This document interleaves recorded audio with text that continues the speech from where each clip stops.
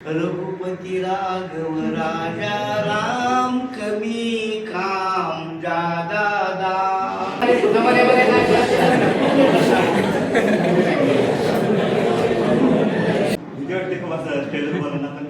बोलतोय खूप चांगलं वाटतंय.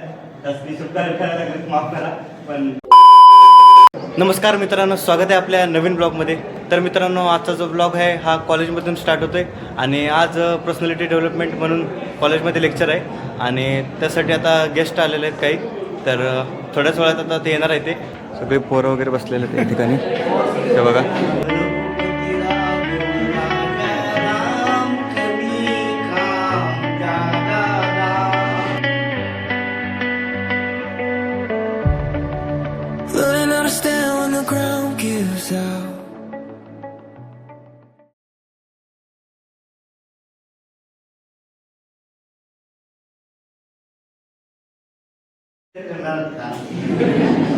पटकन पटकन खाऊन टाकणार आणि धावत पळत टनाटन उड्या मारत घराकडे गेलाय आणि तेच मार्गदर्शन तुमच्या वडिलांच्या हातामध्ये पडले. तेच मार्गदर्शन तुमच्या आईच्या हातामध्ये पडले. ते दिवसभर आरामामध्ये काम प्रामाणिकपणे काम करायचे, कष्ट करायचे आणि संध्याकाळी घरी आल्यानंतर देवापुढे निरांजन जाऊन रघुपती राघव राजा राम पतित पावन सीताराम अशा दोन घराघरामध्ये ऐकायला यायचं. आज येते काय येतंय पण वेगळंच ऐकायचं. काय ऐकायला येतंय मित्रांनो? हे कुठे थांबलं पाहिजे आणि नंतर तुमच्याकडे लक्षात सर्वांचं. मागची वेळी आहे ना बघा मुलीनो, स्वयंपाक वगैरे आता जवळ जवळ सगळ्यांना करता येत असेल. हॅलो, तुम्हाला नाही विचारलं बघा मुलीनो, येतोय ना?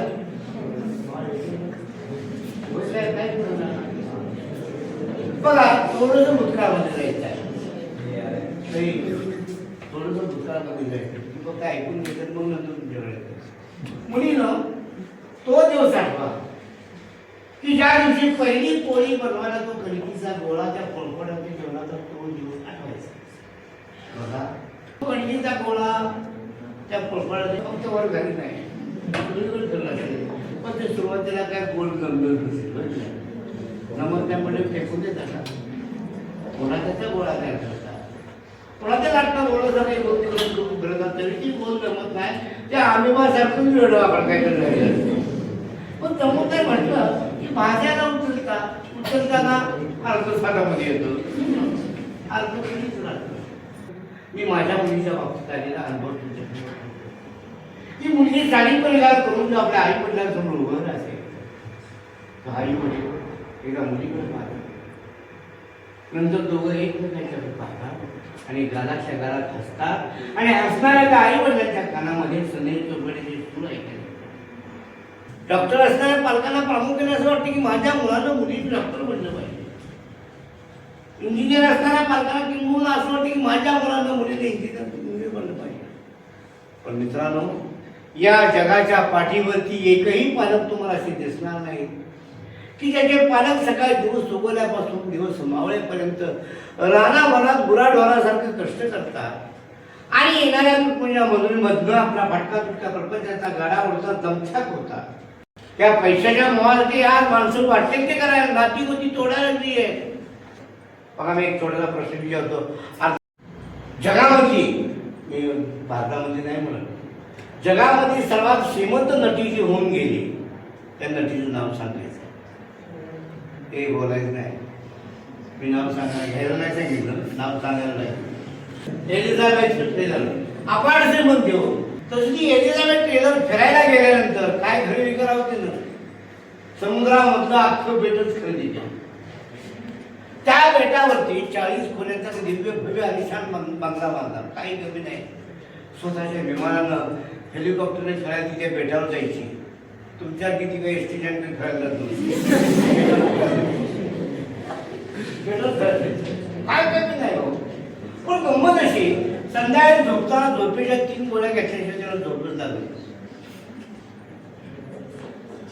मला सांगा, या माडगुळ्याच्या माळावर राहणारा आपला एखादा शेतमजूर बांधव आहे, पहाटे कोंबड्यानं बाग दिल्यानंतर उठतोय, जनावरांची शेणघाण काढतोय, गार पाण्यानं आंघोळ करतोय, त्या धोत्राला पिळा करून अंग पुसतोय, टॉवेल नसतोय त्याच्याकडं. ते पैसा म्हणजे सुख नव्हे, पैसा म्हणजे समाधान नव्हे. आणि म्हणून मी आवाहन केलं की त्या पैशाला किती महत्व द्यायचं हा निर्णय तुम्ही घेतोय.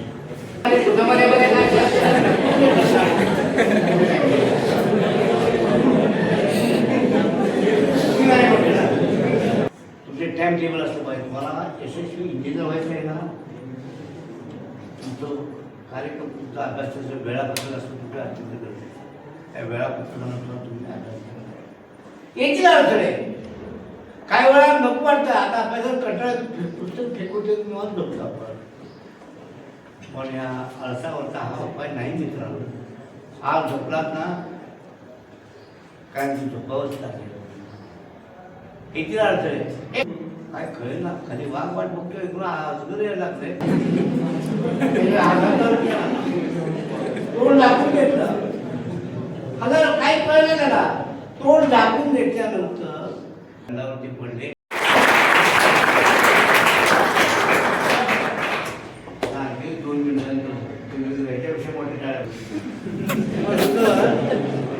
प्रेम या शब्दात किती अक्षर आहेत म्हणतात.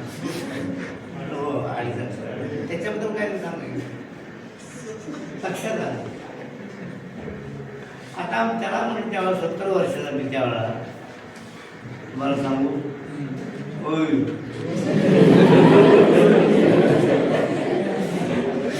प्रेम कसा असावं, कसा असावं ब्लॅक अँड तर जास्त काय नाही बोलणार, भीती वाटते खूप असं स्टेजवर बोलताना, पण तरी पण बोलतोय. बाकी तुम्ही जे आज सांगितलं त्याच्याबद्दल खूप म्हणजे मला असं चांगलं वाटलं. आणि तुम्ही जे सांगितलं ते एकदम रिॲलिटी सांगितली, म्हणजे जे आता चालू आहे घरामध्ये त्याच्याशी रिलेटेड सांगितलं. त्याच्याबद्दल खूप थँक्यू तुमचं. आणि बाकी खूप चांगलं वाटलं आहे. जास्ती शब्द करायला लागलं माफ करा, पण थँक्यू. प्रेम असावं गाण्यासारखं सप्त सुरांची बरसात करणार. प्रेम असावं गाण्यासारखं सप्त सुरांची बरसात करणार. दुखावलेल्या मनाला सुखद गारवा देणार. पावसाच्या सरीची वाट पाहणार. प्रेम असावं मोरासारखं पावसाच्या सरीची वाट पाहणार. चाहून तिची लागता, तिची म्हणजे पावसाच्या सरी.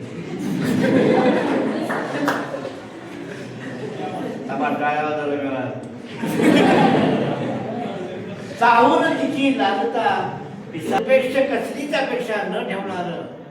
प्रेम असावं निरपेक्ष कसलीच अपेक्षा न ठेवणार. एकमेकाला समजून घेऊन आयुष्यभराची साथ देणार. मनपूर्वक अंतःकरणपूर्वक आभार मानून मी माझा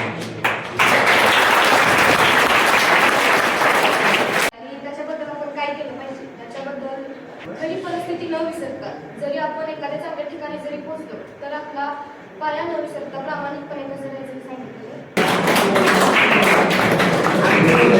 तर काहीच हा होता आपला आजचा ब्लॉग. बाकी आता आमचं म्हणजे कॉमन लेक्चर वगैरे चालू राहील आणि आता सगळं कार्यक्रम वगैरे संपलेला या ठिकाणी बघू शकता. बाकी आजचा ब्लॉग हा या ठिकाणी एंड करतो. ब्लॉग आवडला असेल तर लाईक करा आणि चॅनल तेवढं बाकी आजच्यासाठी एवढं. बाकी थँक्यू सो मच.